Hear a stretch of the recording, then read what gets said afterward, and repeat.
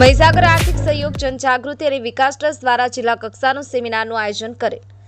મહીસાગર જિલ્લાના લુણાવાડા ખાતે તારીખ 24/3/2025 સોમવારના રોજ સામાજિક ન્યાય અને અધિકારિતા વિભાગ, ગુજરાત સરકારના નાયબ નિયામક અનુસૂચિત જાતિ કલ્યાણ વિભાગ, મહીસાગર જિલ્લાના આર્થિક સહયોગથી જનજાગૃતિ અને વિકાસ ટ્રસ્ટ દ્વારા જિલ્લા કક્ષાનું સામાજિક સમરસતાનું સેમિનારનું આયોજન કરવામાં આવ્યું હતું, જેમાં સમાજ કલ્યાણ અને નાયબ નિયામક અનુસૂચિત જાતિ કલ્યાણ વિભાગના અધિકારીઓ, તાલુકા નિરીક્ષકો, એવોર્ડ વિજેતા વડીલો, સામાજિક કાર્યકર બહેનો મોટી સંખ્યામાં હાજર રહ્યા હતા।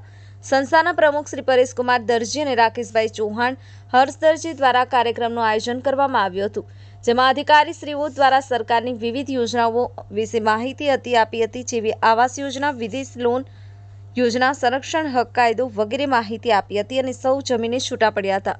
બ્યુરો રિપોર્ટ, પંચમહાલ સત્ય ન્યૂઝ, મહીસાગર।